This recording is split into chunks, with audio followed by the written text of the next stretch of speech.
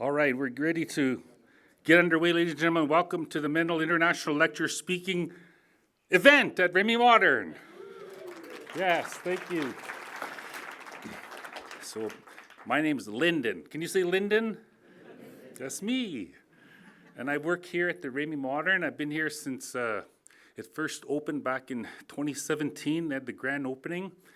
And I'm not an artist per se, but my role here is Indigenous Relations Advisor, and I just love working at the Remai Modern. I have such a unique job here because I work directly with the senior leadership as well as with all the departments, and I get to do public programming as well.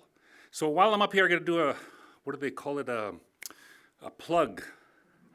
A week from today, it's called Fireside with Lyndon, 7 p.m., just down the hall here at the Riverview Room. We have a guest. Her name is Lucy. She's an Inuit actress, and she starred in a movie just recently with this guy by the name of Tom Cruise. And she lives right in Saskatoon here, so go figure. So she's my guest a week from today, 7 p.m. A shameless plug, that's what it's called. Yeah. So I welcome you to Remai Modern. On my way here, we have Saskatoon Rush Hour. We have our own version of Rush Hour. Apparently, there was a collision between two semi-trucks. One was carrying Vicks Vapor Rub, the other one was carrying NyQuil. Amazingly, there was no congestion for 8 hours. Okay. That's my dad joke. Ewan told me to say a dad joke, so. I want to acknowledge this beautiful museum that we work in. I want to acknowledge Mrs. Remai Modern. I'm Mrs. Ellen Remai. We thank you so much for all that you've done for us here. To work in this place is truly a gift. And I want to acknowledge the land that Remai Modern sits upon. It's called Treaty Territory Number 6. It has a long history. And I want to acknowledge the indigenous peoples of the land. Nehiawak is what they're called in the language. Can you say Nehiawak? Yeah. In English, that translates to Plains Cree. That's how you say it in the language, Nehiawak. And also the Anishinaabe, that's in English, translates to the Soto. And then some are already in the language, for like example, Dakota, Nakota, Lakota, and Dene. Those are already in their respective languages. But often you'll hear land acknowledgements and they acknowledge the Cree and the Soto, you see, but that's not really in their language. So when I acknowledge them, I like to acknowledge them in what they call themselves. So I want to acknowledge Nehiawak, Anishinaabe peoples, as well as Dakota, who are relatives to the south of us. Of course, I want to acknowledge our Métis relatives as well, the Métis Nation, and the Inuit as well. So we welcome you to Remai Modern. You're going to have a wonderful evening. I'm going to go. I got a hockey game to watch. But thank you for coming tonight. I want to turn it over to our CEOs, Aileen and Ewan. So let's hear it for them, and thanks for coming.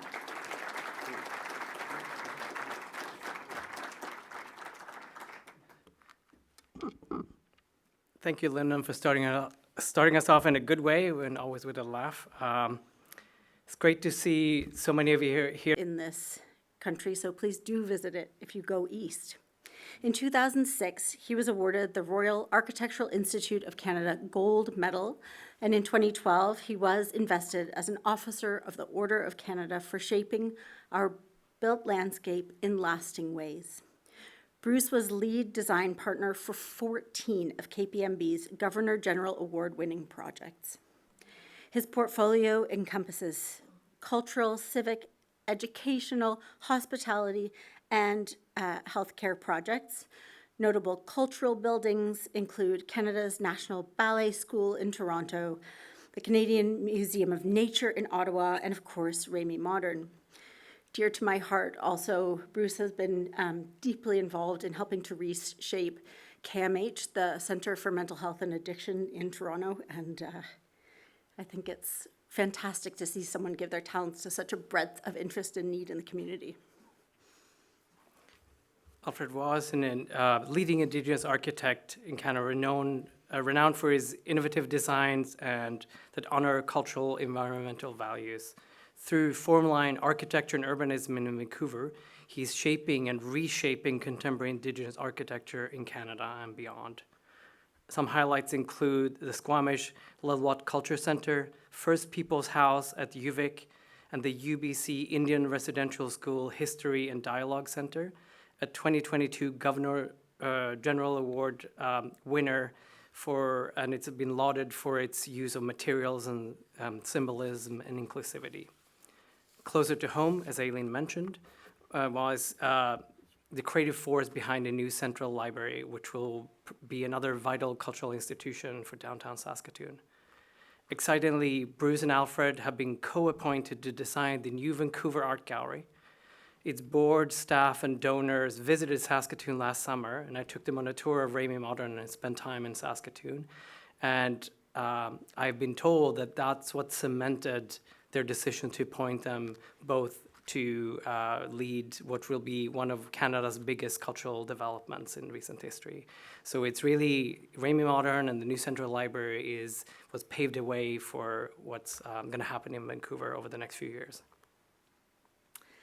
I have to say, this morning my heart swelled and I was like tingling with delight, getting to walk through the magnificent light and wood-filled new Central Library.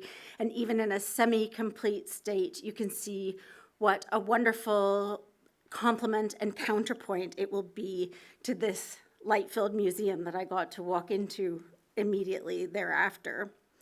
I just want to say a big bravo to everyone in the community, counselors, cultural leaders, donors, members, citizens, for really stepping up and supporting these cultural institutions to come to fruition and then to thrive, because we all use them, love them, champion them, and support artists in their walls. An example of particularly wonderful supporters of the cultural life of this city are Colliers and Tom and Keitha McLaughlin. As volunteer board and committee members, donors, business leaders, and in Keitha's case, an artist in her own right, they continue to play a crucial role in celebrating and promoting the cultural life of this community. And I want to say a huge thank you to you both for being the supporters of the Mendel International Lecture and being such great partners to the museum every year, every day we meet. We couldn't be doing this without you. Thank you.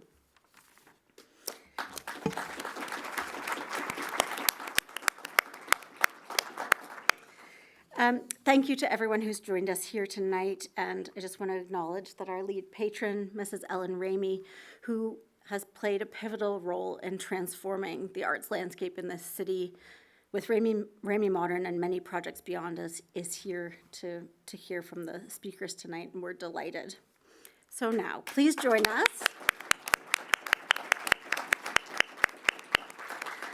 Please join us in welcoming Bruce Kuwabara and Alfred Waugh to the stage. Each will speak for 20 minutes about their big projects in Saskatoon, and then we'll have an in-conversation to unfold some of the thinking and history behind their work.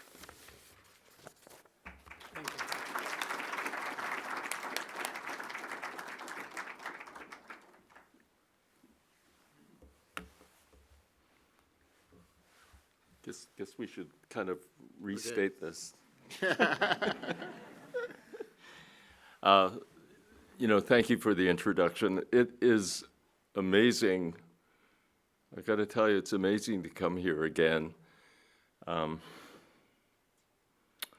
It's a wonderful project, a wonderful institution, and it's something that I follow in the news. Like I'm always very curious to see how the various cultural institutions that we're working on, how they actually thrive. And I would say this one is really thriving. I met Alfred Waugh because I'm the co-chair of design review for the University of Toronto. And Alfred is doing a very important building called Indigenous House at the University of Toronto Scarborough campus. And so in the course of the design review, which was, I think, in 2020 or so, Yeah, it was 2020. it was virtual. And, you know, how do you meet somebody sort of virtually? And we had a conversation. I had to kind of translate or interpret the comments of the other design review architects. And Alfred and I began to have a conversation about architecture. And we are in a post-truth and reconciliation period. We're in an era when the issue of the environment is one of the most important issues that anyone would ever have to face. And we began a conversation and realized that we actually had certain values in common. And so when the Vancouver Art Gallery came out as a project, everyone in the country was after it. Alfred and I contacted each other, and we said, okay, let's do this together. And so I'm delighted that we're able to give you a presentation side by side. Yeah, and that process for the art gallery was the longest process I've ever been through. It was like 8 months, 3 interviews. And then Bruce and I were kind of wondering what's going on. And so I called Michelle, one of the project managers, and she says, well, I'm on holidays, so someone will arrange a video call with you at the end of the week. So Bruce and I thought, okay, well, we're rejected. It's going to be a rejection because, Michael O'Dane, who donated $100 million, got the Pacow Architects to design his gallery in Whistler. The Polygon Gallery was designed by him. So we thought they're exceptional architects. So we thought for sure they're going to play it safe. And then we go to the meeting and the video call, and they kind of, Eva, the co-CEO, said, we got some good news. And Bruce and I had looked at each other kind of shocked. He already had planned his visit to Europe for his licking his wounds trip. And they said, you got it. So we're just totally surprised. And it's a wonderful journey so far. And it's ironic because, here you see 2nd Avenue, and you have the Remai at the end of the 2nd Avenue, with the river and acting almost like a gateway and anchor. And then we have the library development, which is off 25th, and kind of bookending this kind of main street of town, which is quite wonderful because you have a community hub at each end of the town. And I think both buildings will really help to enhance the identity of the city. And really, like Saskatoon, I have an affinity for this province because actually I'm status and I'm registered with the Fond du Lac Band in northern Saskatchewan, even though I grew up born and raised in Yellowknife. So I am a northern boy by heart, and I love to do something for the people I come from, the Chippewan people, the people of this province. And with that, I'm going to let Bruce, he's going to start off and talk about the Remai, and then I'll talk about the library after. Okay.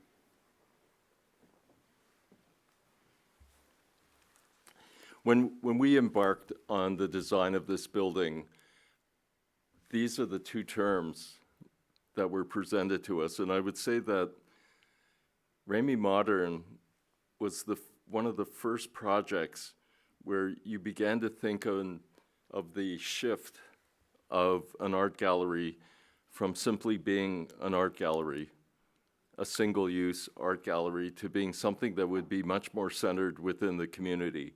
And those were the terms, and we began to think of how could you possibly achieve that. And it has a lot to do with the ground floor, the connection to the city, the connection in this case to the river, and in programming and people.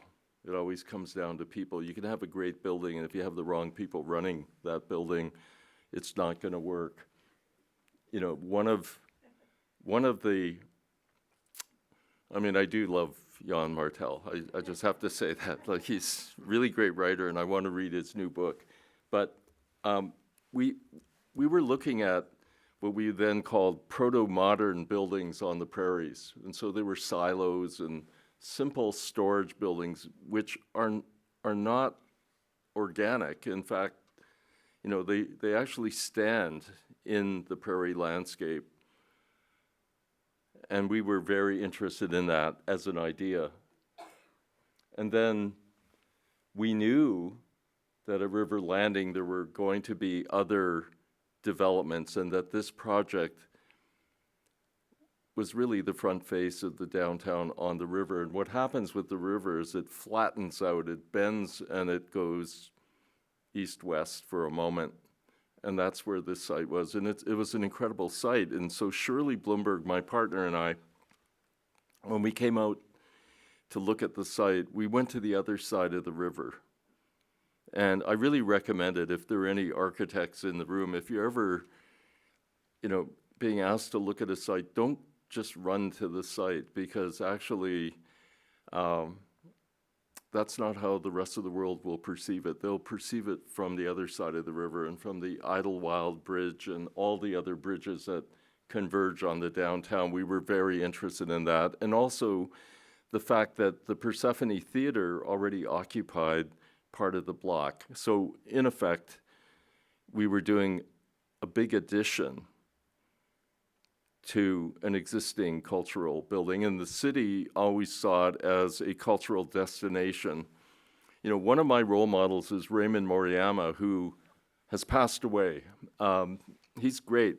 I saw in him, you know, a possibility for myself when I was very, very young, because everyone in the Japanese Canadian community was talking about him. And actually, he was dating one of my aunts, so I kind of knew him. But he did the 100-year plan for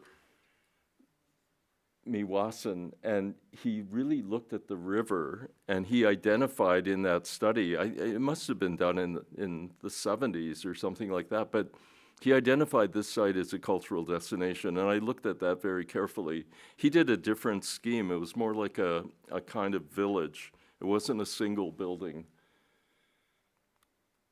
And then we looked at other institutions. We stayed at the Bessborough. You know, the artists who won the public art, one of them worked for us as an intern, so I knew a little bit about that. And then, of course, the Mendel, which is a great institution. One of the things I liked about the Mendel was that it was a community hub. And there were a lot of subjects that were debated there, that it was very engaged, not just with art, but with politics and the community. And we came in after the debate because every friend I knew who knew of the Mendel said, "Why are you doing it?" And I said, but the decision had been made, and it was very hard. But we took on the new commission with a lot of optimism that we could do something that would be really a contribution to the city. So this is the drawing that we did when we got our interview. This is what we showed to the selection committee, which was really the horizontal datum lines from shoreline to embankment to upper embankment, and then in the blue zone, and we did this for the interview. I think this is the key drawing that we did, because we were saying in the blue zone, that was the ground floor of the community hub and Winter Haven.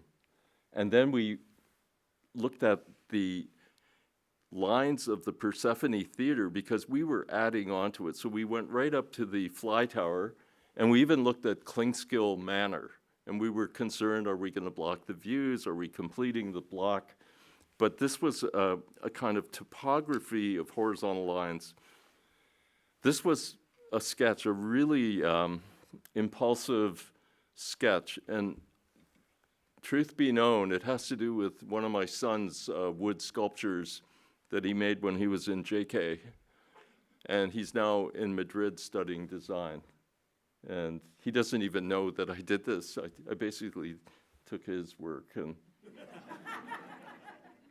then we did this, which was interesting. One of the first very crude sort of walkthrough videos. And it shows, we had almost like a film. We had a false drop of the existing condition. We went around the building, we showed this to the project committee, and we were talking about how people could walk right through the building on the ground floor and maybe discover something or be connected to art once you're inside.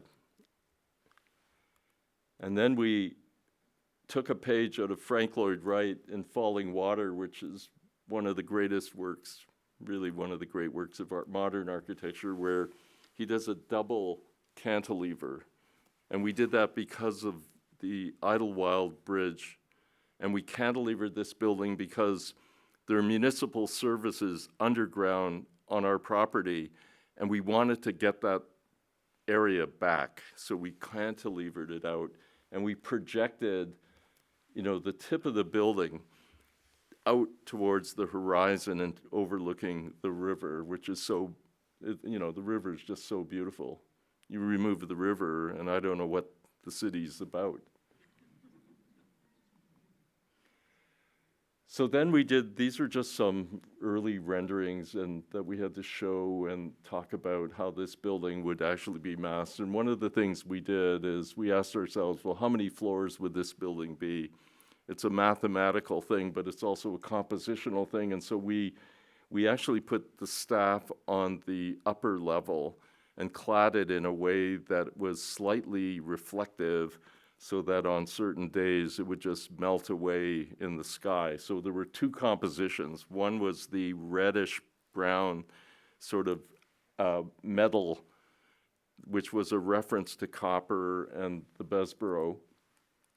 And we actually took a metal that was punched and expanded. That's what produces the kind of solar shading on the south facade. This site is due south. So the good news is we're due south, and the bad news, if you want to make a glass building, is you're due south. So you have to protect the glass, but you have to keep the view. And the beauty, if you look at our screen, it's almost like a series of waves, almost like eyelids, and it drives the view to the water. It was very, very important. It looks kind of very Japanese to me, like a kind of really incredible pattern. And then we took our cues from the existing features in the public landscape that were already in place, like these stairs to River Landing, and it helped us organize where you enter. We had to have school buses and cars drop off. The city wanted that, so we just lifted the building and made the building a canopy for itself.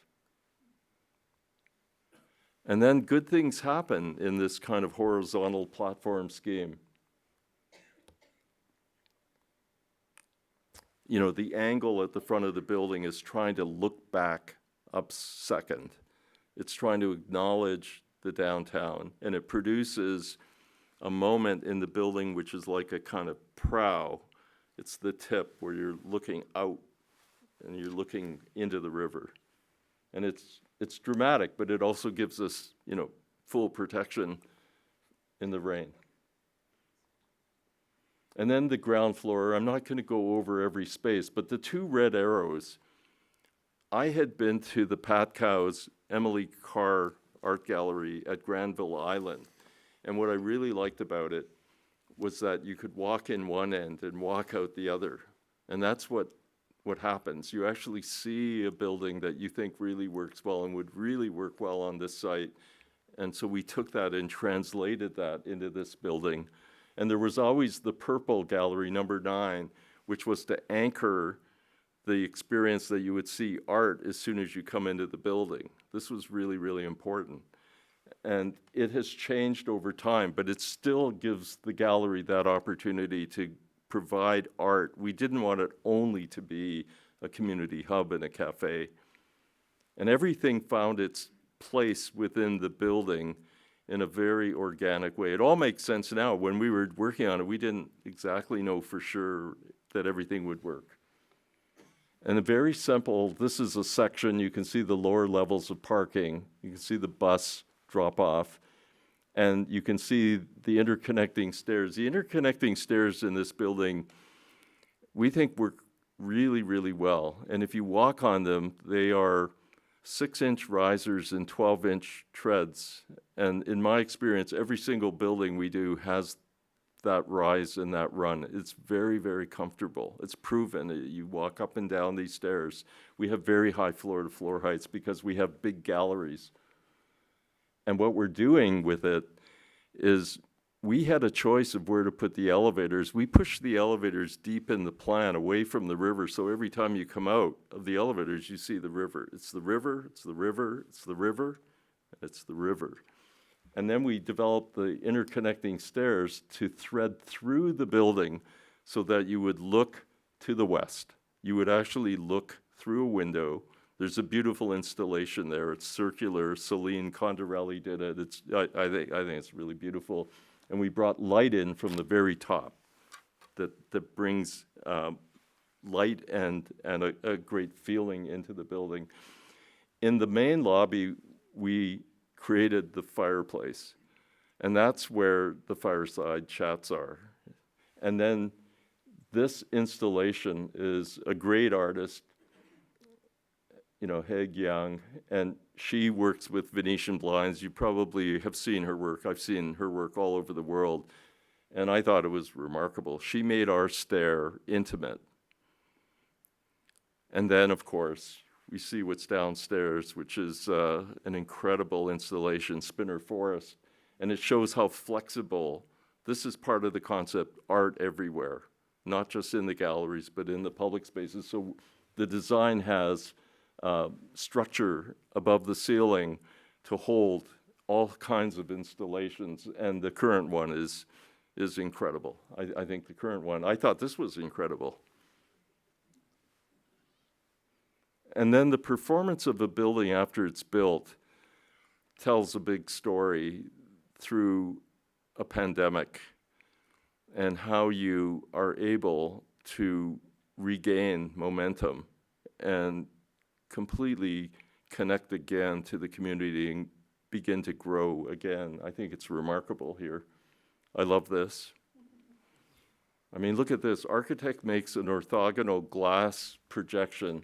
Artist makes a landscape that you can lie on the floor. Look at, this is so amazing. I think it's amazing. Here he is, Lyndon, who was just on the stage. And, it sounds kind of, some people are saying, really, you did that? And I said, you should show up sometime because somehow it works. People feel that they can come in and just, have a conversation. That's what you want a gallery to do. And then the story here is, long ago, I knew an art critic. Her name was Karen Wilkins. She's in New York, and she wrote about abstract expressionism, but she also was very interested in artists on the prairies, and William Perehudoff was one of her favorites. And she introduced me to his work. These are the murals that were in Fred Mendel's office. Okay, when I looked at these, and you look at these figures, which are quite beautiful, and you look at the bodies and how muscular, how wide the shoulders are, I really connected them to the modular man, which Le Corbusier, the great French modern architect, used as a system of proportion, but he also used it as a representation of the ideal human. And then what I found out was that Perehudoff had been a student of the artist, the French artist Aux Enfants, and Le Corbusier had done his studio in Paris. That's how it works. They were both keying off the same artist in Paris. And then this is what I consider one of the greatest exhibitions to open a building, where Thomas Hirshhorn came to Saskatoon and camped out for 5 or 6 weeks and basically did this. It's not really a performance piece, it just was. And he rented furniture or just got furniture, secondhand furniture, and completely eradicated the reading of our gallery. Like, who's to say what it is? But people who had never been in a gallery, and certainly not this gallery, came. And it was the ultimate in terms of welcoming people into a building that I've ever seen. And he committed to it by showing up every single day. It was an amazing, I don't know what to call it. And then the stair that I was talking about that looks out to the sculpture court of the future was another installation, this time by Pei White, who basically, architect makes a pure white rectangular bay, sleeves a stair into it, artist comes and dissolves the whole thing. And it happened again. This was closer to the time when it opened, but another artist, reinterpreting, let's say the modernity with much more organic feeling. And look at these kids. I mean, everybody loved this one. And then one of the people I really admire as the curator is Gerald McMaster, who took over the whole building and did, an amazing project with this firm called, it was really post-commodity. So, and he was really pointing public attention to issues related to Indigenous settlements, people, cultures, water. And I met with him and said, it was an amazing exhibition. We respected. And what did you think of the gallery? And he said, it's a great canvas. It's a great platform. And that made my day, because I think he's phenomenal. So I'm going to hand it over to Alfred, but I just want to say, just before,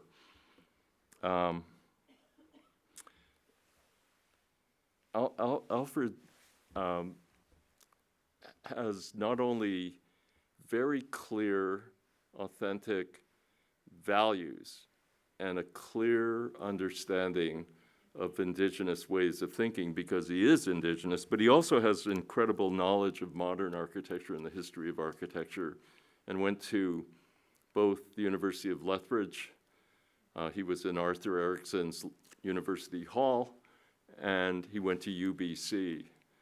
And he's someone that I think, that I wanted to do something side by side with. So Alfred. Thank you, Bruce. Well, of course, I have a huge respect for Bruce and the body of work he's done in his career. And in our world of Indigenous world, he would be my elder, so to speak. So I'm learning a lot from him, working with him on the art gallery, even though we, of course, as designers have, discussions about ideas and so forth. But I'm going to talk a little bit about this building. Of course, it's under construction, so I'm going to talk a little bit about process and how we got to where we are today.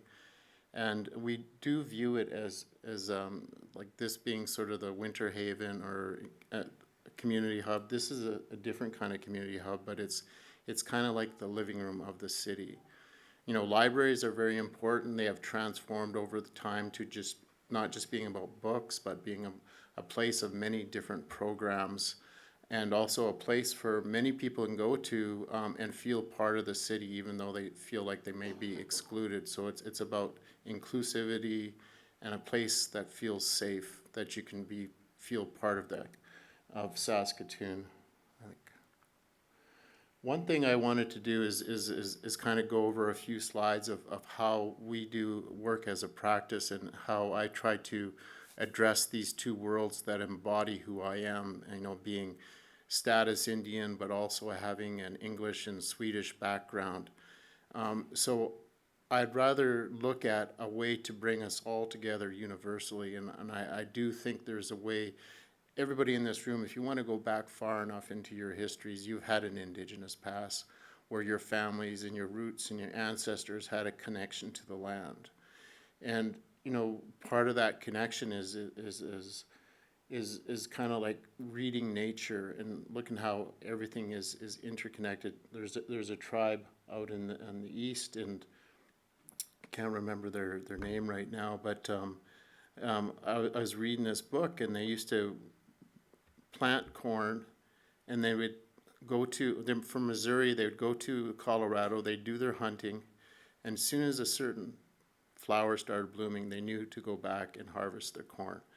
We've lost that language, we've lost that connection to nature. And I think that's what I aim to do, is kind of bring, the world of, observation of how we live on the land and that connection to nature, our oral traditions, and understanding that in Indigenous culture, nature is the center of our value system, not humans. The plants, the animals, the trees, everything has the same value as us. So if you want to look at a paradigm shift, if you start to think that way, I think you make decisions differently. Whereas, of course, I'm very envious of the Western technologies, but, it's a civilization in isolation in some sense, because we've been very good at manipulating nature, understanding the mechanics of nature to serve us in technology, to a point where we've kind of lost that connection that we all used to have. So my aim is, how do we bring spirit and how do we bring technology together? How do we bring the sense of community and so forth into a building? And the other aspect too is, often, like, a lot of our work is with Indigenous groups across Canada, is like the four directions are always something that comes up, and to kind of digest what architecture is. There's so many aspects to architecture, philosophically, culturally, and from a technological point of view. But we look at how culture, environment, technology, and community come together to form architecture. And one of those aspects is culture. Like, what is the culture of Saskatoon? You have the settlers, you have the Métis people, you have the Indigenous people. So what is your culture, and how do you embody the spirit of that culture into a building? So at the end of the day, that building feels like it's part of you and who you are, and it's part of your identity. Then also, of course, the prairies and your beautiful skies, your ever-changing weather. How do you kind of reflect that? And Bruce had in his building here, a lot of the inspiration is from the horizontal lines of the prairie, and how do you reflect that into the design of the building? And then also community and context, and how do we behave in a community? And can we learn from past? Like, obviously this is an old deserted Haida village on the waterfront, and how it's important to face the water. But are there things that we can look at, that we can bring forward into a modern building that root us to place? And then finally, technology. What is the technology? Of course, we have all the high-tech technology, but looking at, say, the old teepee structure, it was a thermal chimney in some sense. You had the smoke flaps, and you worked with nature, and you worked with wind and so forth. So how do you learn from that and embed that into the building design? So that leads us to what this building is, and I do think we were selected, and this team, is Formline Architecture. We're the prime consultants, and it's an honor because there's not many Indigenous architects who have run and led a project of this size. The other firm is Chevrolet Morales out of Montreal, and he happened to be when I was interning, we used to sit next to each other. So when this job came up, I gave them a call, and their expertise is in libraries, and I said, well, let's go for this. And of course, on both teams, Architecture 49, who are doing the contract administration on this building. So it takes many people to make a project like this a reality, and all their different talents has come together. One of the interesting things about Saskatoon, it has some of the least amount of green space in the city in Canada compared to other cities. So one of our objectives is, how do you bring some of that nature, even though we have a big floor plate on the building, but bring some green space into the downtown core as well. Of course, you have the river. Everybody has that. They can go to the river and get nature, but how do we bring that in there? So that was one of our kind of analysis that I thought was interesting. And so this is the site plan. it's a fairly large floor plate, but we wanted to kind of, again, capture the sun from the south and create a programmable plaza that could also extend the idea of what's happening into the library out into a public plaza where you can have farmers markets and things like that in the summertime. And then also bring an indigenous palette of plant material around the building. And then serving this idea as the living room, you know, there's many different functions in this building. Libraries are kind of a learning hub now. We have children's theaters, we have, you know, gaming studios. You can go there and you can record a music session. You have a storytelling circle up at the top of the building. You have a community kitchen. You can go and get cooking lessons. There's a cafe. There's a theater on the top of the building. You know, there's so many different elements besides the books, and plus all our bookshelves and everything are designed to Rick Hansen standards. So the bookshelves only can be so much height. So we needed a lot more area. So how do you accommodate all this program within this floor plate of the building? And here's just kind of, I don't want to get into the weeds with the detail, but on the ground floor we have a community kitchen up at the top left side, and then a cafe at the main entrance, and we even have a little art gallery facing the street. The staff have a great work area at the north end. Then we move on to the second floor, which is kind of dedicated to children and teenagers. And then on the fourth floor the third floor is mainly stacks, and then more rentable or areas for programming and work sessions. And on the top floor, we have history and archives in the large theater and the storytelling. And one of the interesting things as we get into looking at the structure is how we achieve this with mass timber. And I'll talk a little bit about mass timber. But as myself growing up and being born in Yellowknife, I know what long winters are like and the lack of sunlight. Although in the prairies, when the sun is out, it's pretty bright. But one of the important things is how do we bring lots of light and have this facility feel like a refuge in the winter. You know, mass timber is got all those psychological elements of, you know, humans like to be around wood and so forth.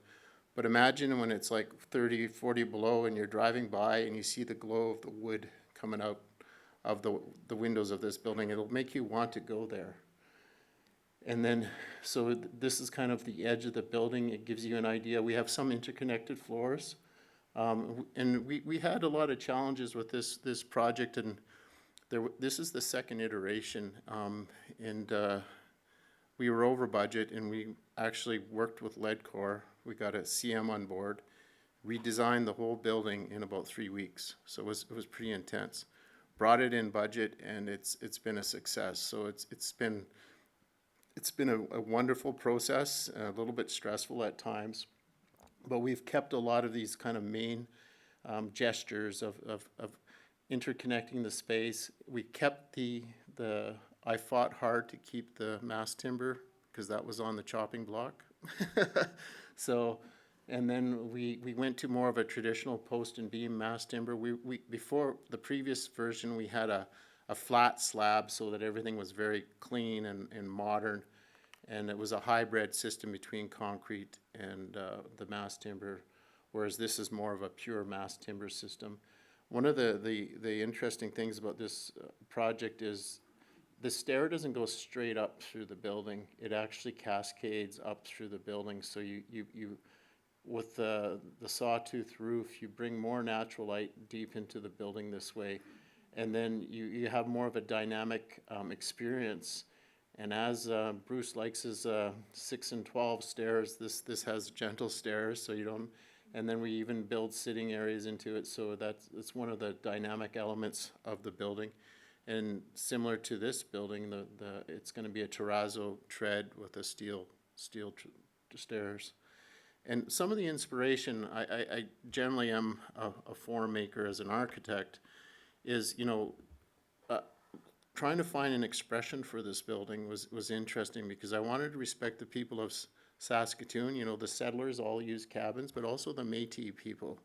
Cabins were sort of the log cabin that you actually built, my grandfather used to build by hand with an axe, was an inspiration. And that kind of really kind of symbolized the mass timber, you know, like where you're basically just stacking wood and you're working with what you have on the land. So that was one of the inspirations.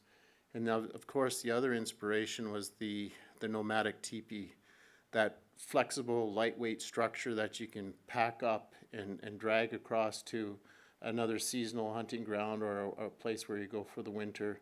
You know, of course, traditionally at the beginning, you know, they were clad in buffalo skin, and then as settlers came, it became canvas, and then all the bright colors. So how do you bring those two together? And so we looked at the mass timber structure, and we just slightly sloped the walls at 10 degrees. 10 degrees is a magic number, because if you go steeper than that, then it's got to be laminated glass. There's a whole bunch of cost implications to it and all that kind of stuff. So we learned the previous design had a steeper glass, and we had like a plinth around the building to capture all the snow and all those kinds of things. But I think actually the redesign, it makes the building simpler and more of a clear idea of this simple expression of post and beam and a curved facade on a mass timber building. You don't see too much, and there's a reason for that because mass timber is kind of unforgiving. It wants to be in an orthogonal grid, but of course we came up with a system that works. So this is sort of the system where it's, you know, it's a traditional post and beam. We still have a concrete layer that acts as a diaphragm on it. The previous version, we had a raised floor system, which was too costly. And then we have this unique way of hiding all the services, which I developed in that kind of 2 or 3 week stint, is all the beams come to the center and you have this spine. So if you think of how a leaf structure is, where it has the central spine, then it has all those tributaries coming off. And so that's how we kind of plan the building. So we have these main spines going down the building. You have these main tributaries of the mechanical, and your sprinkler lines and everything are concealed by these nice wood slat windows. And it makes a very kind of clear concept for how the building works and behaves. And you can actually read that when you're in the building, which is another interest of ours, is because we like to design buildings like an organism so that you kind of understand how they work. And these are, of course, some earlier photos, but it kind of shows more the structure of the building. It's fully clad now, and they're doing the finishing. We just had a bit of a tour this morning. And it's pretty exciting and really good experience working with Ledcor, working with the team. Everybody is excited about that. And, you know, projects can go so wrong if you have the wrong contractor and you have the wrong energy. We don't have this. You know, like I forgot to give a gift to the guys on the site, so I brought them a bottle of scotch today. But it's that kind of relationship and champions of a project that makes them successful. It's really the heart and soul that you put into it, not only as us as the designers, but you as the people that are the owners of these buildings in the end, and the client group that champion these kinds of projects is what shows a project being successful. I think that's the last slide. Okay. That's great. Okay. Okay.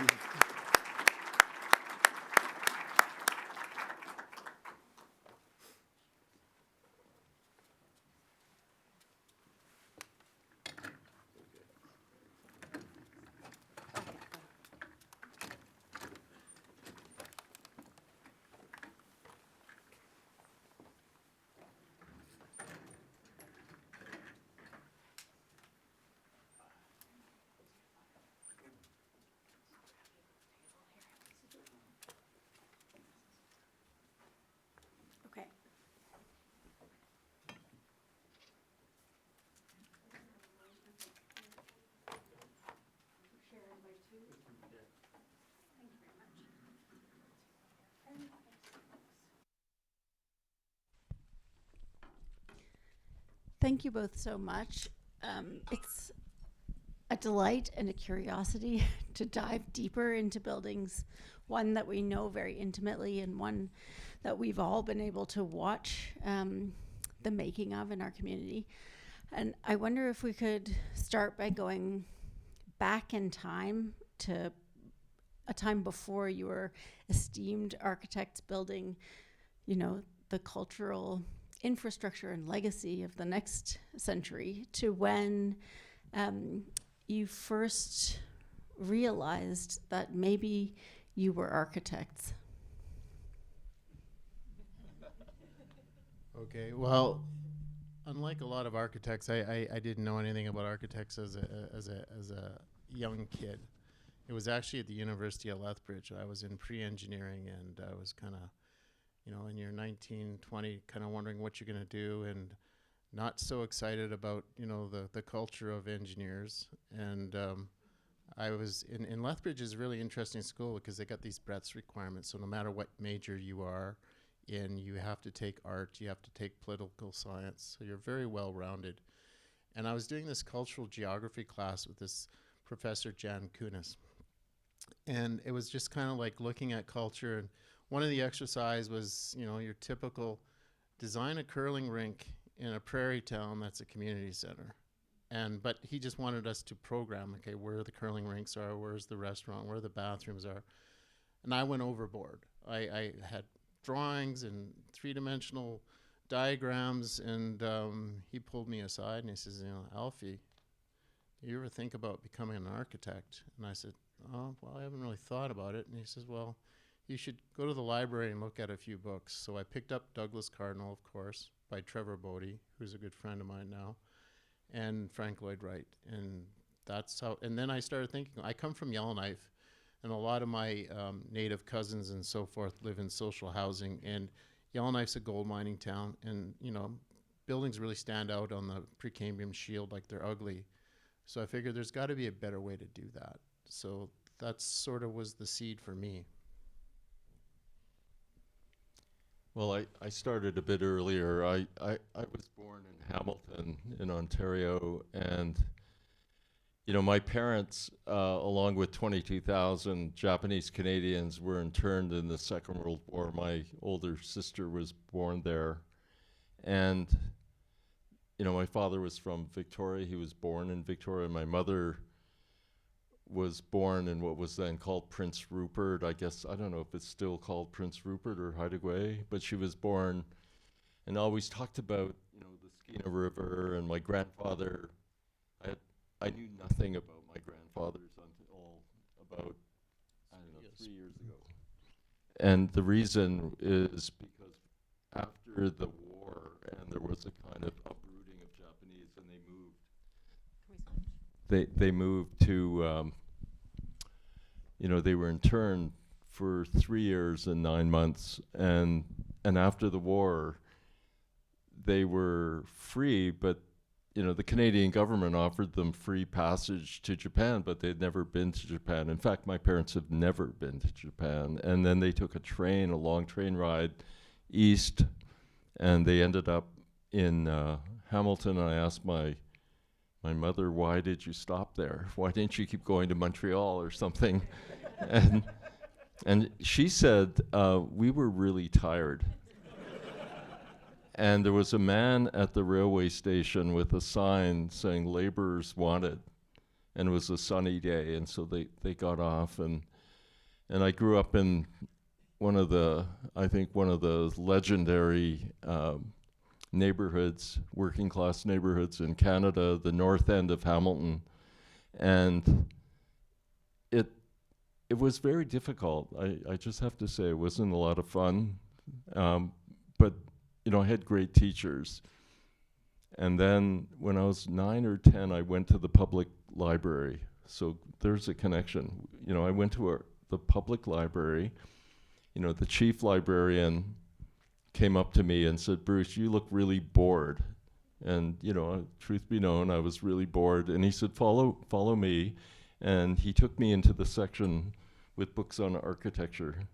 And I had never actually heard the word architecture until he said, follow me. And I went in, and the first book he pulled out was on Phidias, the sculptor, and the Parthenon. And Phidias was sort of like the art director of the Parthenon, all the art, the architecture. He was totally in charge. And then the second book was a British book that was titled something like, So You Want to Be an Architect. So I kind of put these two books together. And I thought, this is really good because no one in my neighborhood can spell architecture. Nobody, all the other kids at the guidance sessions, they'd say, what do you want to be? I said, I want to be an architect.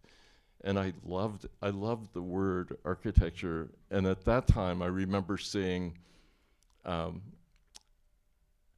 Saarinen's name. And I loved the spelling of the name. I just loved the double A, and I thought, wow, that's so cool.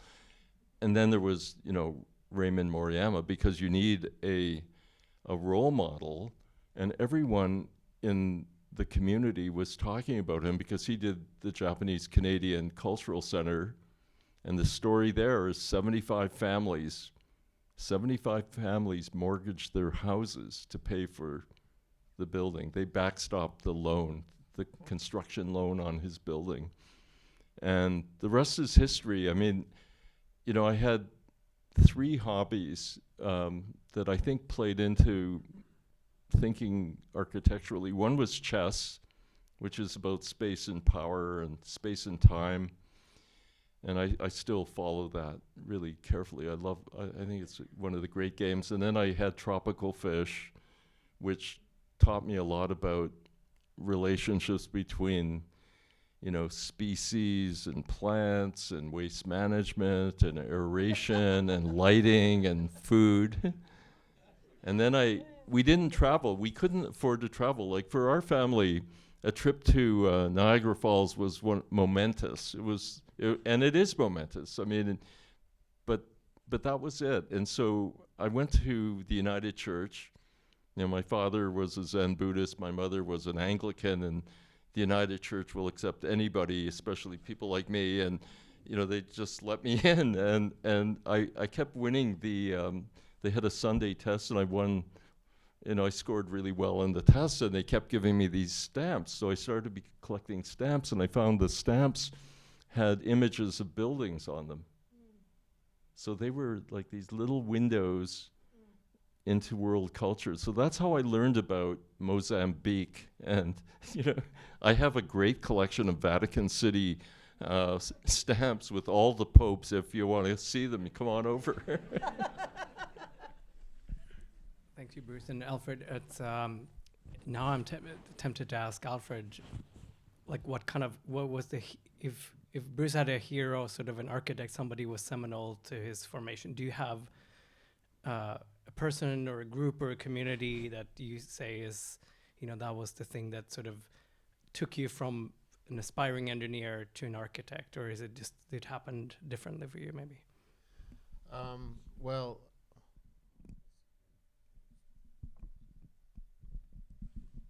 testing, okay. Well, one of the most seminal people I think is, when I finished high school, my father was a prospector. He's staked probably over 45 million square miles in the Arctic, and he lived on the land.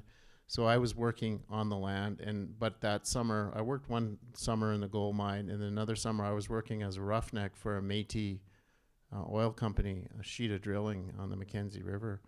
And of course, as a young guy, you make a whole bunch. You go work 2 weeks in, you come out, you got all this money in your pocket, and you're party with your friends, and you blow it all, right? And even though I wasn't living with my mom at the time, she pulled me aside and she says, Alfie, you're too smart. You don't waste your life. Go to school. So at that time, I didn't know I was going to become an architect, but that was the kick in the ass. I had to do something.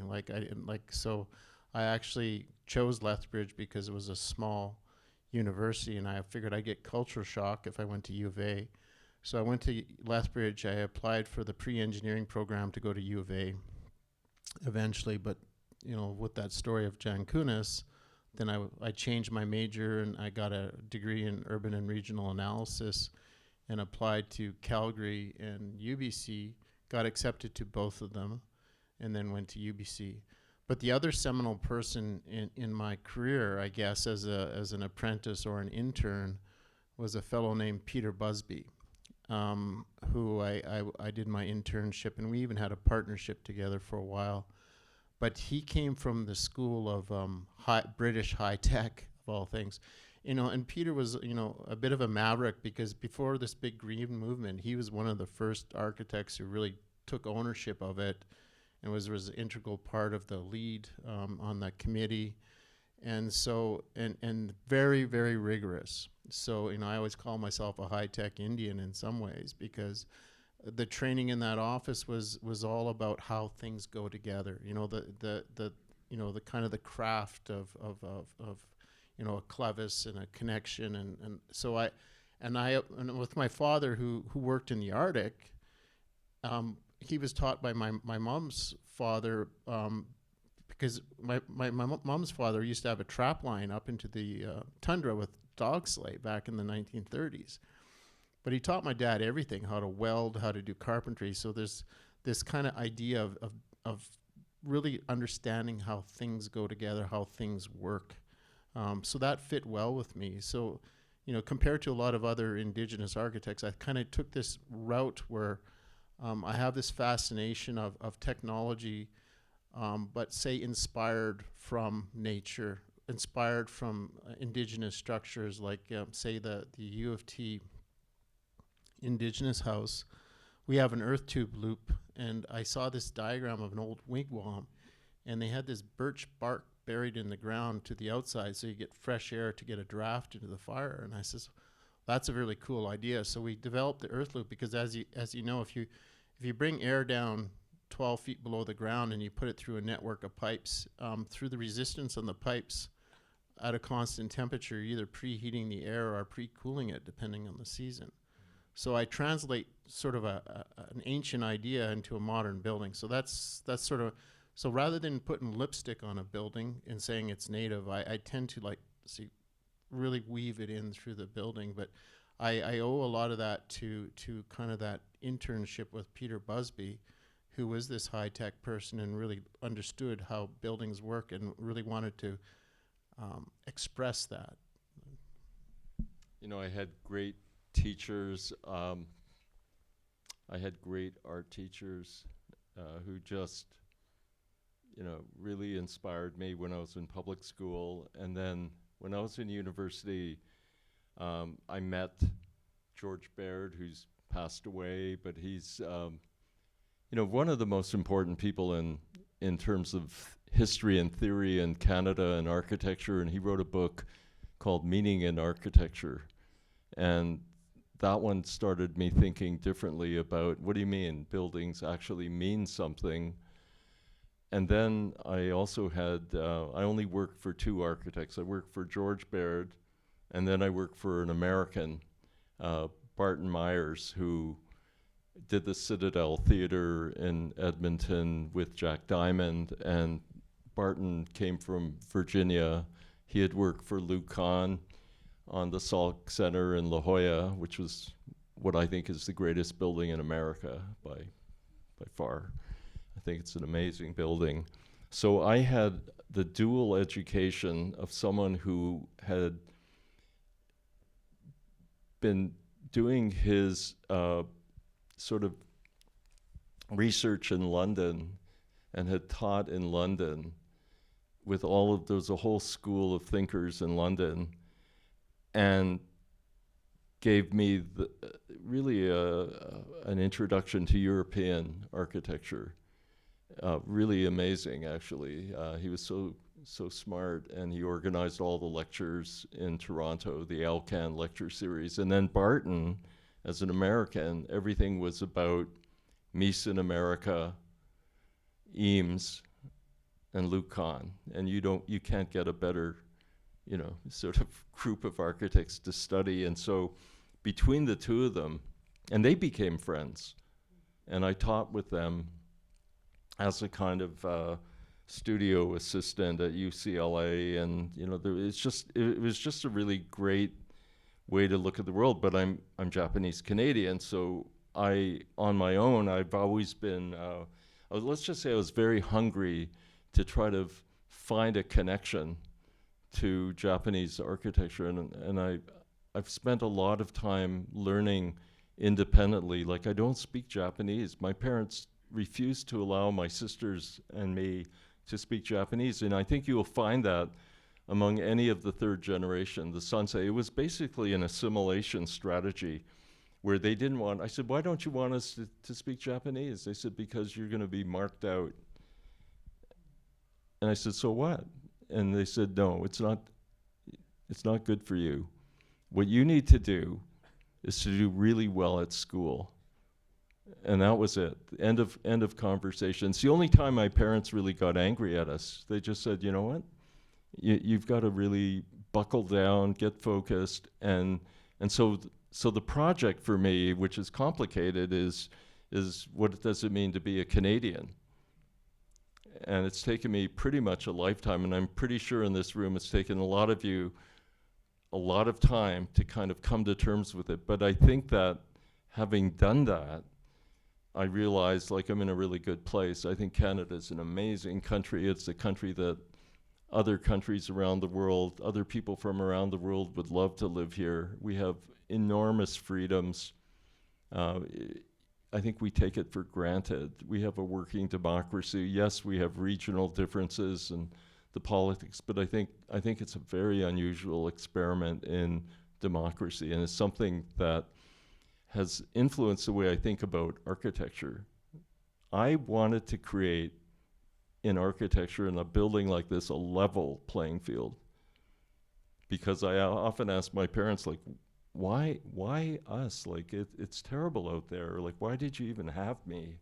And I remember my parents really almost broke down, because I said, you know, they have their son saying, you know, why did you even have me if you knew it was going to be like this?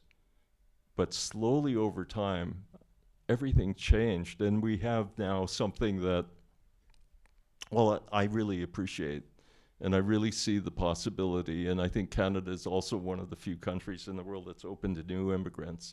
I know it's always debated. I know immigration policy is down. But if there's one message I can give you, is that pluralism and the respect for difference is what makes this country a democracy. And if we lose sight of that, this isn't a good country.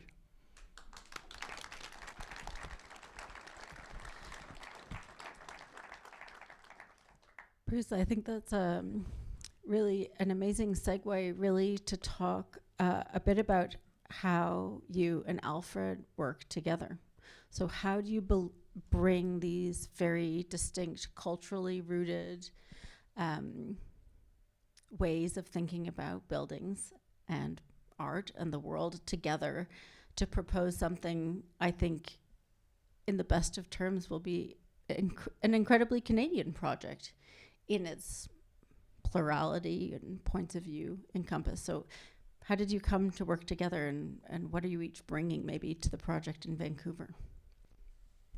I'll say something really brief. I mean, I've been calling it sort of the dialectical imagination, which for me means that there is an idea, like you'll advance an idea, and then there'll be another idea that may not be the same. It may be opposite, but it's not the same idea.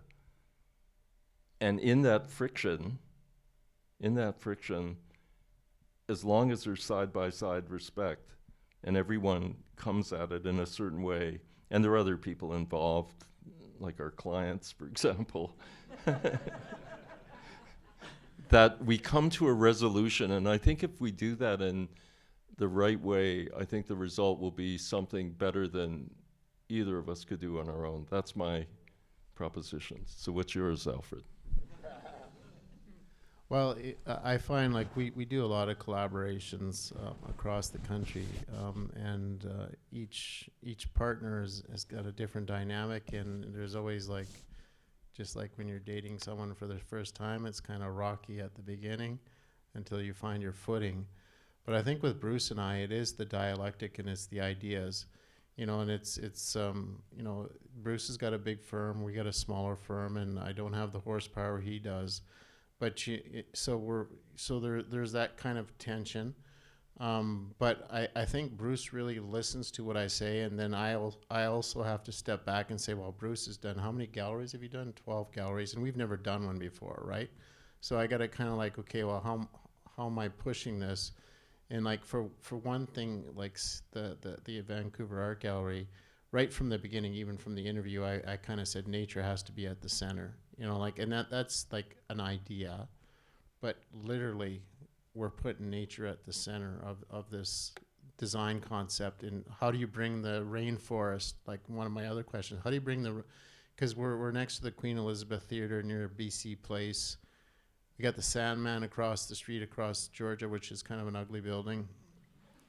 So we're not like sitting on a beautiful river looking out at the landscape. So how do you bring nature into the core, and how do you enliven the streets?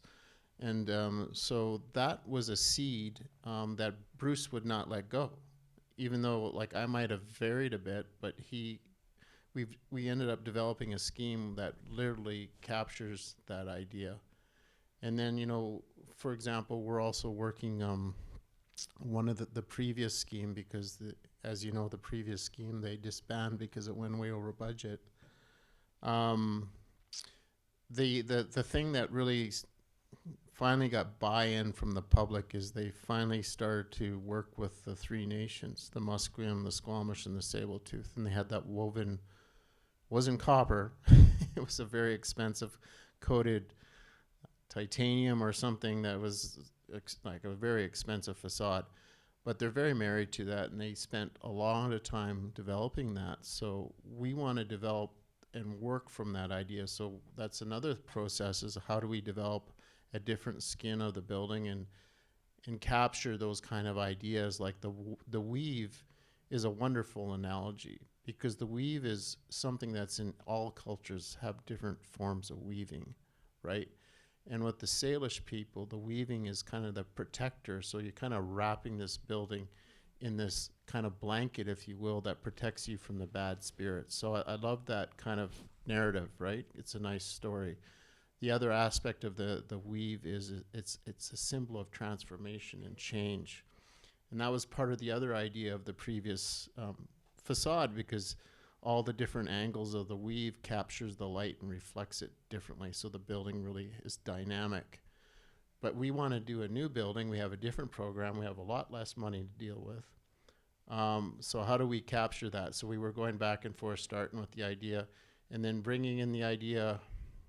So I brought in the idea. I said, well, look at the salmon skin. Look at the spring salmon. Look at all the scales of the fish and how it captures the light, especially when you bring it out of the water. And so I mentioned that idea, and then Bruce's firm takes it away, and pretty soon we have this whole other concept that is unique to this project. So it's really in the dialect between Bruce and I and the team about ideas, and you know, and whoever transforms that ideas into some sort of physical expression is not important in the end of the day, but it's that dialectic in developing the narrative, because I think an important part of a building is the story, right?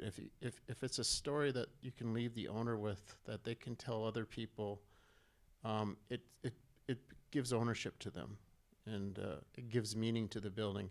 It's like embodying building with spirit.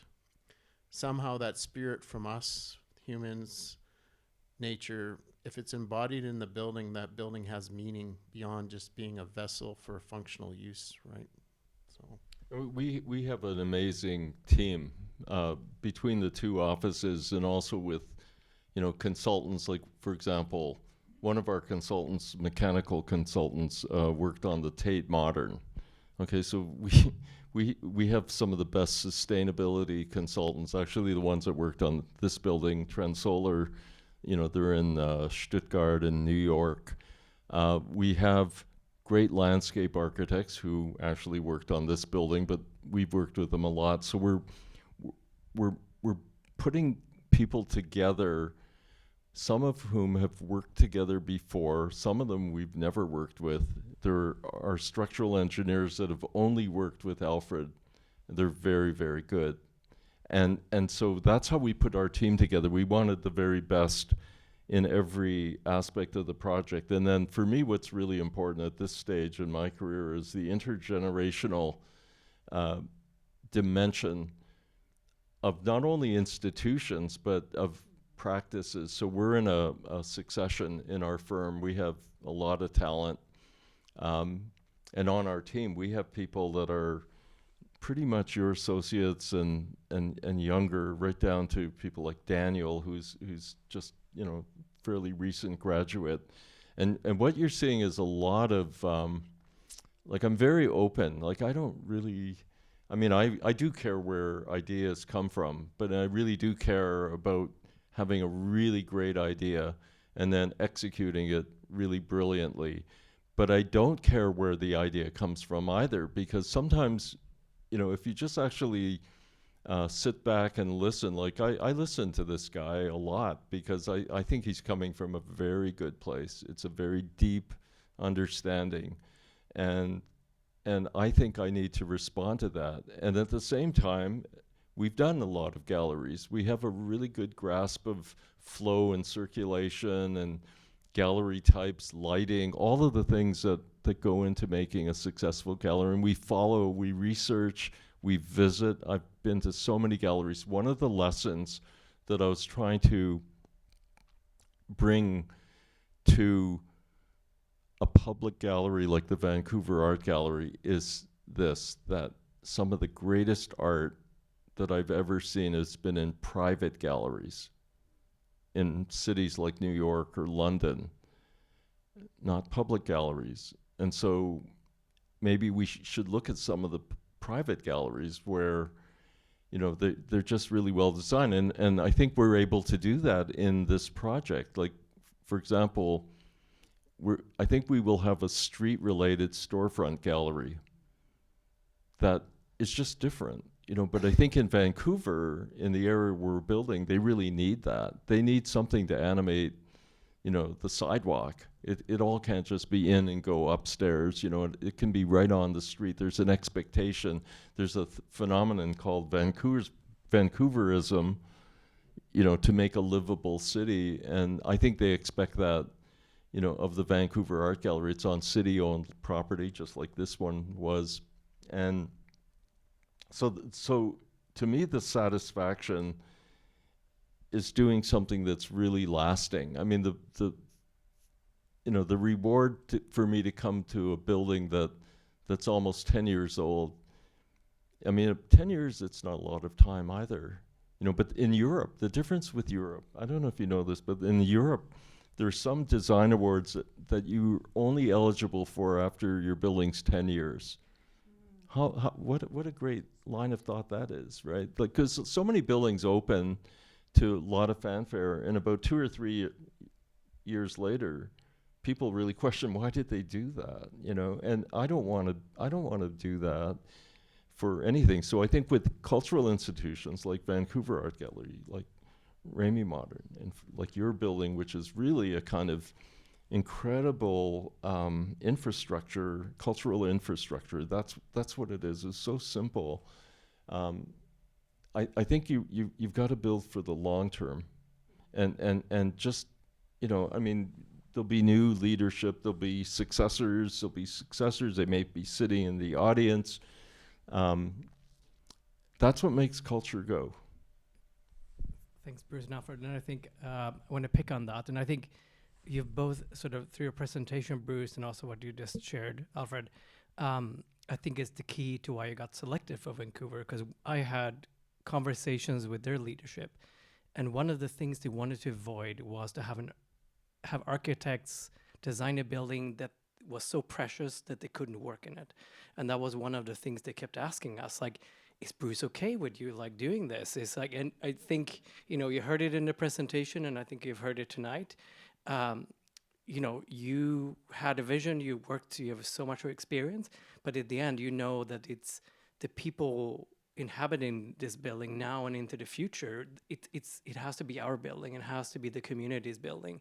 Otherwise, it's just a fancy design. You know, it's buildings are not just the design, it's who inhabits them and how they get used as well. And I think what's worked really well about this building is that we've made some tweaks, as you know, and certain things, but and I said this again to the Vancouver Art Gallery folks there, like everything about it was well thought out. We didn't have to do any fundamental tweaks to it. It was just adjusting things, which I think is a testament to your practice and your history. And again, I think why you both were appointed to make what will probably be, you know, the biggest art gallery in Western Canada in the next, 50 years or so. I don't think any other Western Canadian cities are going to be that ambitious. So to really, to make something incredible, but also be humble about it, and knowing that it will live on long after all of us are gone in a way, and it has to.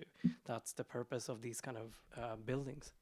You know what's really amazing? I mean, when I come back to the building, like we worked on it so long ago, over 10 years ago. It opened in 2017, but we were working on it like 3-4 years ahead of that. That because it's a public building, I have lots of friends, they do like really expensive, big houses that are privately owned or, a corporate project, which we've done. But you're not able to actually go there or visit. You're fundamentally alienated from your own work. And the beauty about public buildings is I'm a member of the public, so I can go there whenever I want. That's why, the ballet school was great, because my daughter, she trained there for 10 years. And no one cares that I'm the architect. I walk in, you walk in and they don't care who you are. And you're just a parent like all the other parents. And my daughter, she didn't care that I designed it either. And it's a great leveling thing that she knows, but she doesn't really care about it. She just wants to dance, okay? And, it's an interesting phenomenon, where you make something and then you're sort of, in a way, the client or the visitor, or you're the visitor who's experienced this work. You can hardly, we had an Irish accountant who said, you're a different person every 7 years. Like you've gone through enough growth and change, and it's kind of right, I think. I don't know, maybe you can debate that, but I'm outside the 7-year sort of warranty period, or the period. And I'm just like you, just a visitor looking at great exhibitions of art. I think you've done an amazing job here. And, the curators, I know Michelle, I knew her in Toronto, and she's great. And I've seen the exhibition, so life goes on. It's not a big deal. I mean, but I do think what we're doing is pretty interesting, because you finally, let's see, because it's not going to be normal. It's there, the building is going to come from 2 different places, but we've got lots of other people. We have a lot of talent on our team, and yeah, I mean, this is really exciting. I don't know how many more buildings I'm going to do. I really don't.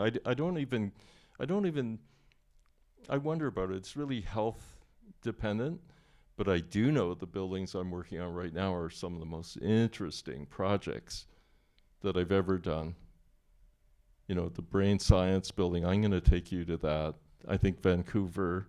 And then the other thing I'm doing that is maybe the most important project, because we were selected to design a monument in Victoria. It's under construction, and it's the Japanese-Canadian monument. And it's very close to Beacon Hill Park. My father was born in Victoria. He worked as a bellhop at the Empress Hotel, and he was there the day that Japan bombed Pearl Harbor. And his manager took him into the back room and said, "Mass, you saw the news." And he said, "I'm going to move you into the back of house. You can work the freight elevator." And then 2 days later, he said, I have to let you go. And because of that, and because of the internment, I never wanted to ever go to British Columbia. It's one of the most beautiful provinces, for sure, all that water, ocean frontage, it's so gorgeous, but I refused to go. And the only time I went was for Richmond City Hall, because one of my classmates who did Granville Island said we should team up for this, and we had to compete against Moriyama and Zeidler and Erickson, and we got it. But this monument project, you know, it's for the whole community. And just take note of it, because maybe someday you'll be in Victoria and you'll get to see my family. My entire family is on the wall. All my uncles, all my aunts, my grandparents, they're all on the wall. It's a really powerful thing to get to share history that we are often not taught in this country, and I think the spaces of culture, of architecture, of art are such incredible spaces of retelling history so that we can build a different future together. It's very moving to hear about that monument coming together. Thinking about the community that we serve here in Saskatoon, I do want to give a few minutes if there are folks in the audience who wanted to ask any questions of our wonderful guests tonight.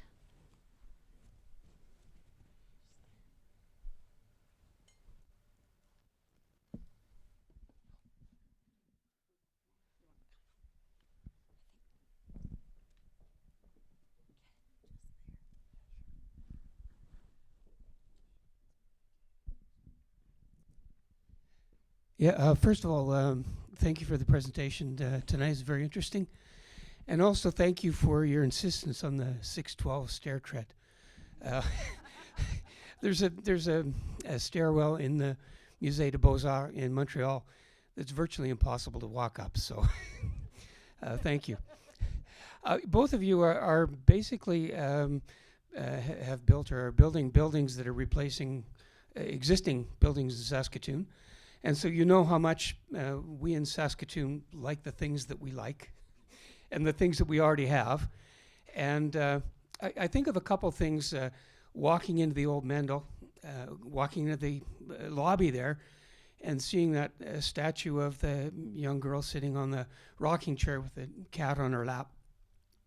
No matter how cold it was outside, I would walk in, I'd see that lobby and that cat, and I think, oh, I'm relaxed. This is a really welcoming place. I think of bringing my kids to the library downtown and going into Pooh Corner and, story time. So my question for both of you is, what of the buildings that you replaced might have sort of influenced or inspired, or did you think you wanted to drag across into your new buildings? Thank you. Well, Pooh Corner was a big discussion in the library.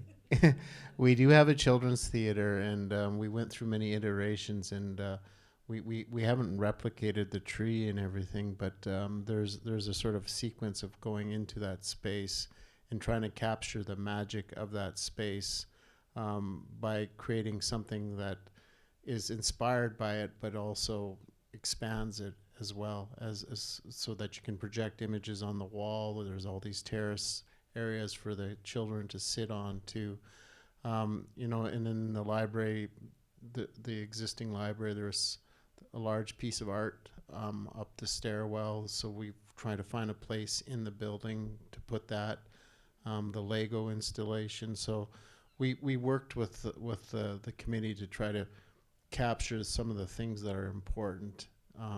Obviously, it's not going to be in the same sort of setting and environment, but we understand the sentiment and try to capture that in the new building in a different way.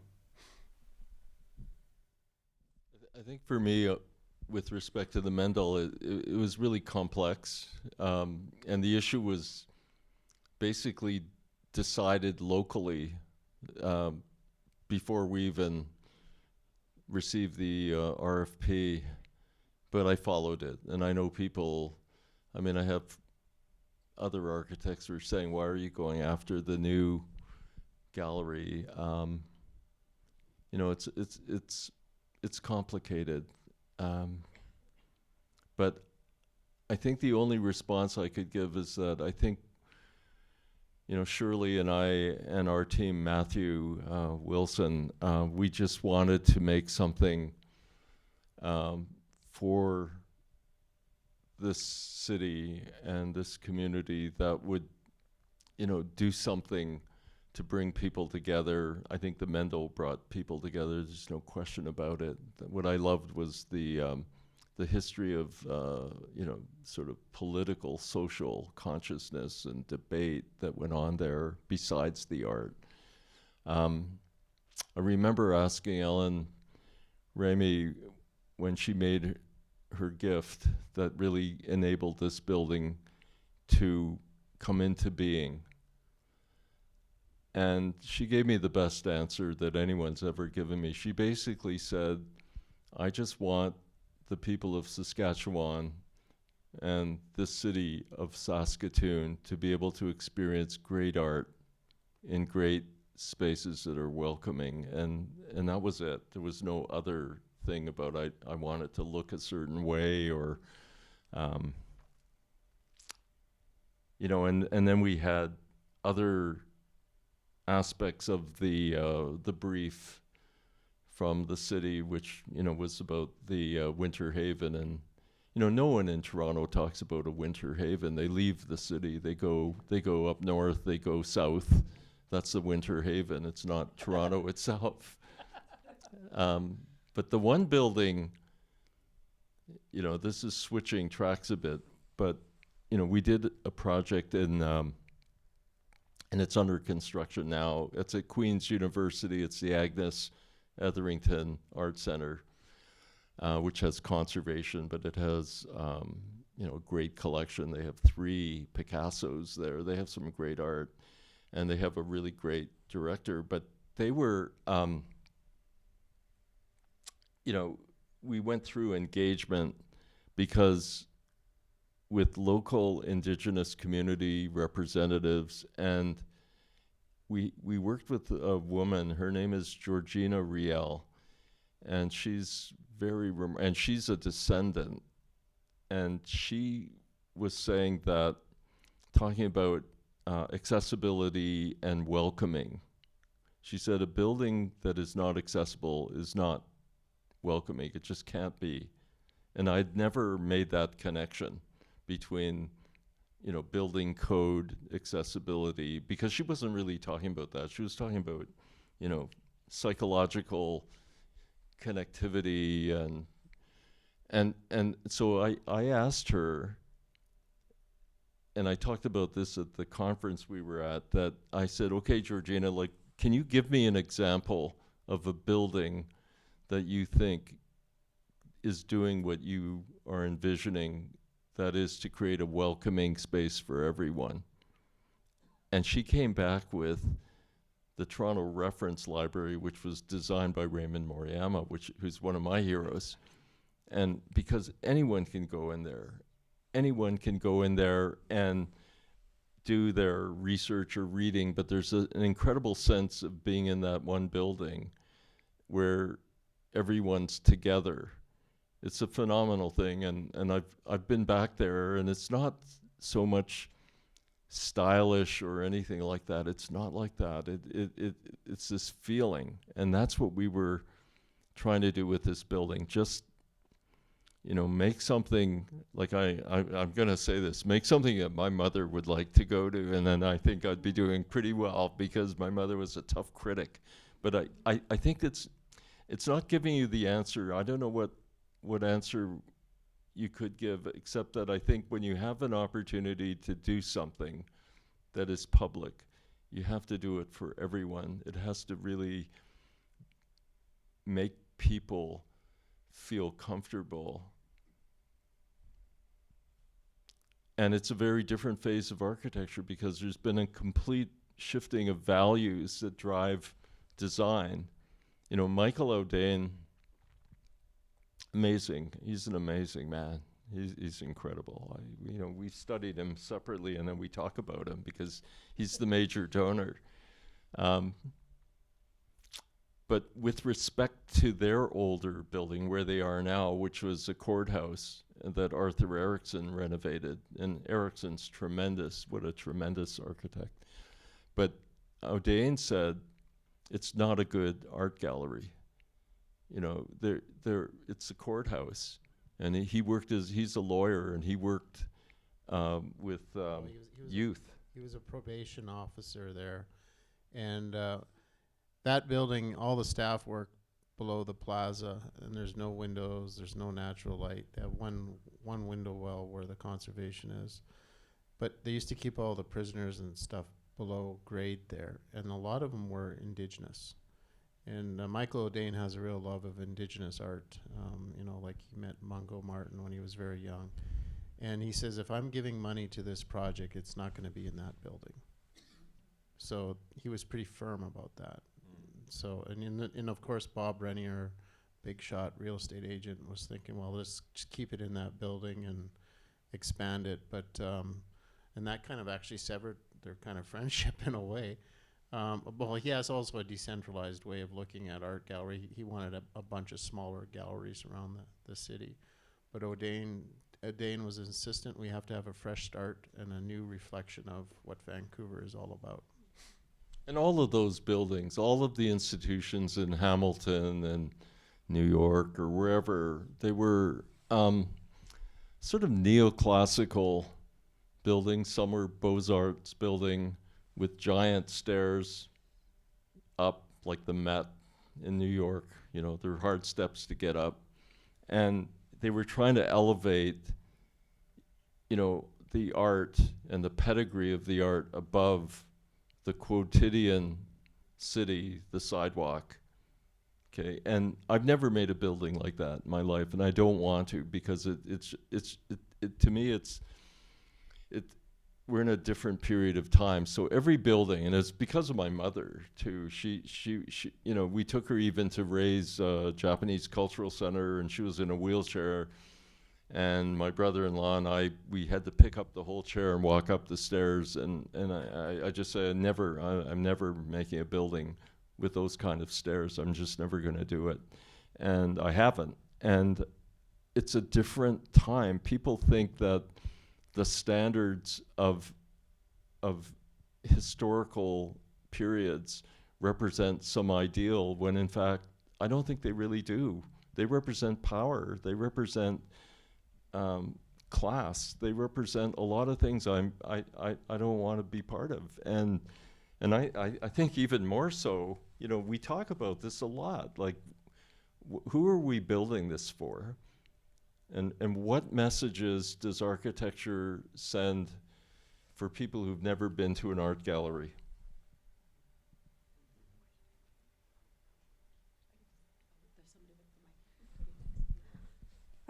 Thank you so much for the wonderful lecture. This was such a warm conversation for me to be able to be a part of in my home city, as someone that went to architecture school and had these types of lectures. So thank you so much for coming. The question that I have for you guys today is, what do you guys believe should be the focus for the identity, role, and mission of the future Canadian architects, and how they lead and influence the culture of Canada and the world?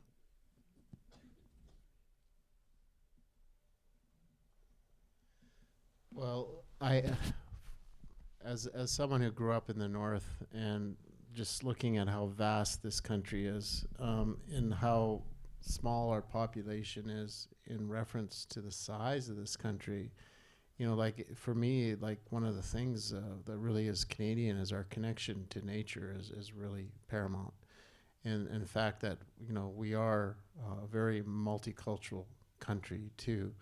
But, you know, like what makes Canada, and I think it's, and we are a resource-based country, even though we're not really taking advantage of that right now. But I think the plurality is important. I think the kind of, especially in this, I guess I'm really passionate about the fact that, like, I got twin boys and they're always glued to their devices and stuff like that, is how do we create cities and an identity that kind of reaffirms our connection to this great land right? And that's kind of my quest. There's many other quests, but how do we create building that there's always a sense of awareness of where your location is and what city you're in, what's special about Saskatoon, what's special about Vancouver, what's special about Toronto, or what's special about Fort St. John or St. Albert, like to kind of really understand, locale.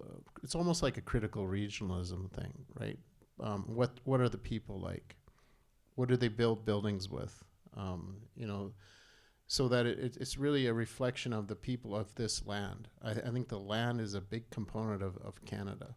And the fact that, of course, we got the French, we got the English, we have also, the founding, the three, the Indigenous, the French, and the British, I guess, were the founders of this country, or not founders, but that was what we started with. But now we have this whole plurality. But I think what makes us Canadian, separate from where we come from and what our cultural background is our connection to the land and the fact that we're a resource-based country.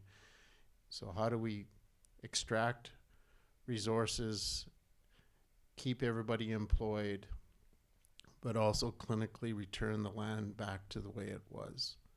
And I think that's sort of the big puzzle, because we're one of the wealthiest countries in this world, but we're not the wealthiest country right now. So how do we create that pride and that dignity? Like we have this partner south of the border, but we're not really unified. I don't feel that we're really unified, and I hate to kind of use United States to say that they're the bad guy and that's what unifies us. That's not the answer. We have to be a little bit more introspective than that. Really do. One of the projects that I worked on that really had an impact on me is the Global Center for Pluralism in Ottawa, and that was for the AgaCon. And he gave a lecture in Toronto it was one of the Massey lectures, and what he said was, we're not born with a concept of pluralism. It has to be taught. And so he was very interested in early childhood education. You actually have to teach and demonstrate values. And if you do it, maybe that respect for difference will actually take hold. I think that's the foundation for the country.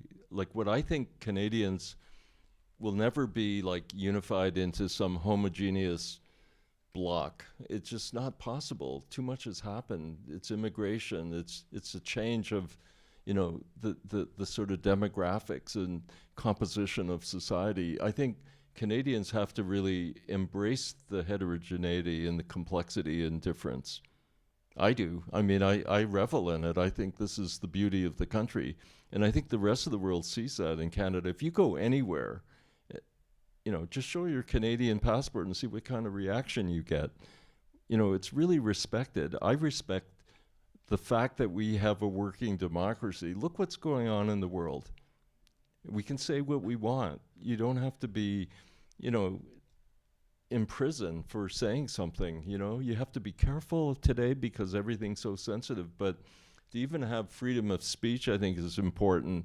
To vote. My parents never had the right to vote. That's why I vote. I vote in every single election. Like, I'm compensating for, the loss of their rights as citizens. And I follow all the issues of citizenship. They're very, very important. And I want my children and younger generations, your generation, to actually really think hard about this, because you're actually making the country. You're key players. You're the future. And if you don't have the concepts, who does? Who's going to carry on and think in those terms? But every day I get up, I think this is a great project I'm part of, and it's Canadian. Thank you so much. So this is just a very quick question. Bruce, you talked about the footprint that you were dealing with Remai Modern and the restrictions of the things that were in the ground and how you came up with the cantilevers. Alfred, I don't know if you talked about the footprint of where the library is and whether there were any restrictions, if, it's the long rectangular shape. But also, did you talk about how you came up with the outline of the building, like the shape of the footprint? Because it's very unique when I drive by that building every day, and I've been fascinated watching it go up. And I'm just curious how that came about. Well, as I was discussing, is how do we? It's a big program, and how do you kind of control the mass without it being a big bulky building? And actually, the TP form actually came into that kind of solution as having it slightly leaning, so you're not seeing four corners and kind of breaking down the mass, and then coming to a point also diminishes the mass at the end of the building, and also kind of allows us to focus on the ground plane around it. So a lot of it is actually trying to make a big building seem not so big and a little bit more elegant in proportion.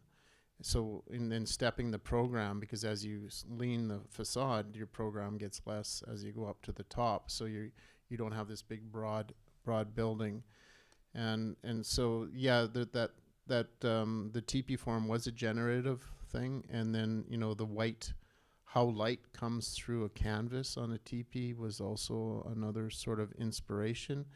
And then, of course, the cabin, the glow of the wood from inside in the wintertime was as another thing of kind of saying, well, this is the hearth, or this is the, the place you want to go to when it's cold outside or something. So those are all kinds of those elements that came together and came into the form of the building. The interesting thing about that building is, structurally, the back end of the building is this kind of rectangular element. It's all made out of concrete. But what that allowed us to do is it controlled all the lateral forces. So all those mass timber plates have no shear walls in them. There's no cross bracing. So it also allowed us, if you will, a trunk, like the Pooh corner, the trunk. And then the floor plates for the branches is another way of looking at it. I think the stair is brilliant. I really love that. And I think, but also I was looking at the plan, and it's sort of like boat shape or fish shaped, or what are you thinking about? Like, because the ends are different. One end is pointed, and then the other one, the construction guys from Ledcor, they're saying they called it the Pac-Man. Yeah, that's the kind of shape. Like, so what are you thinking about? Is that? Well, we wanted, the point, on the second floor, the children are right in the prow of the point, so they have this nice, cool area. And in facing the north, we were kind of more thinking about, more contemplative, and also the reading rooms and stuff. So we didn't want everything to come to a point. We wanted to kind of almost splay the facade and allow more natural, more daylight coming in and and broaden the back end of the building. And it offers a certain formal dynamic. If you had two pointed buildings, it would look like a canoe, I guess. But it was programmatic reasons. It shaped the end of the building as well, and it also provides a little bit of a counterpoint. It is a bit of a prow. I wasn't thinking of a ship or anything. And when you're cutting $36 million, like the previous form, the previous form was quite a bit more organic, but it was very hard to build. The form we have now is a lot easier to build and more rationalized, but I didn't want it to look so homogeneous, so you have both ends looking exactly the same. So we let program drive some of it, and it is a collaboration, because I'm generating the form, the structural layout of the building, and figuring all that out. And my partner, Stefan, he's trying to lay out all the program in this building. So I got to work with him to make sure the program fits. So it was kind of like this collaboration of program and building form, right? And you don't want to have a square peg into a round hole sort of thing. So it kind of worked out under pressure, surprisingly. Wonderful. We've got one more question, and we can thank our wonderful speakers. Good segue question. I've been thinking about it throughout, and it is with respect to the vision of the design, and then that vision of the design and how it's communicated. I'm reading the book Episodes right now that goes through and communicates all of the visions of all of the designs of all of those different architectural buildings, and how do we retain that explanation of what the vision was and what the vision was for Remai Modern, following the lines along the shore, and how do we retain that? How do we explain that to others? Whose responsibility is it to do so? Because it's that vision is sold to the owner of the project, the owner of the building, and then whose responsibility is it to continue to describe that narrative to all those that inquire, or maybe to push it on some that aren't inquiring, in the case of the library, for example. Well, for example, we shared some oral history with you tonight, right? We told you the narrative and our visions, and I think, like, from Indigenous culture, it's the storytelling, it's the narrative. And if we can pass that on to the people that actually use the building and write about it, you're going to tell it in your own version, you're going to tell it in your own version, and it becomes an oral tradition of the city, right? And yes, it could be written down if you forget what it is, but, you know, it really belongs in the mind of how you perceive it, you know, and you've heard our vision, but then you'll kind of reinterpret it and tell your family about it. And that's what oral tradition is, right? And that's the strength of spirit, because if you can kind of generate that kind of dialogue with the community, and that community accepts that story or questions you, and then you refine it for them, it becomes part of their oral tradition. I just want to add one thing. This is really wild because I coined the phrase, every building implies a city. And I remember just sitting around saying, every building implies this. What does that mean? But if you Google it, like, I come up, because I kept giving the same lecture for years, for many, many years. And so it is sort of the story or the idea repeated and having some purchase, like some connection. And that's what I'm talking about, intergenerational storytelling. Even in the world of AI, the author and the script writer, we're seeing that because we're actually playing around with AI, and some of the results are quite disturbing, very disturbing, and some of them are really amazing, like you've never seen. Like, in 15 seconds, there's an image. Who told the story? What was the instruction? Like, I don't do that work.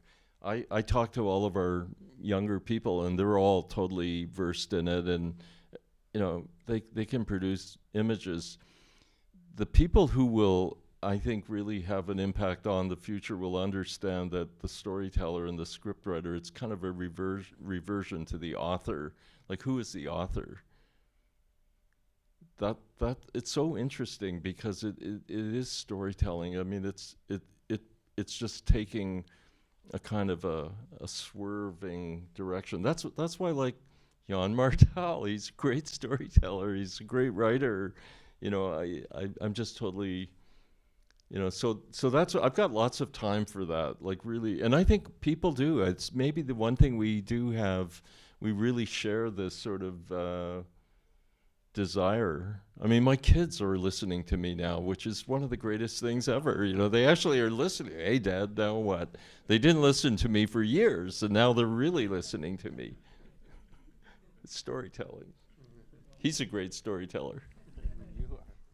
On that note, we've all been listening. Thank you so much, Bruce and Alfred, for talking to us and telling stories and sharing both your incredible projects, but also, you know, what you're working on right now. And I think we all can walk away entrusted with important stories about our city that we can carry forward and share and evolve to meet the needs of the given moment. And we're so grateful to you both for committing your creativity and your energy and your great vision for what this country can be in the city of Saskatoon for us all to enjoy.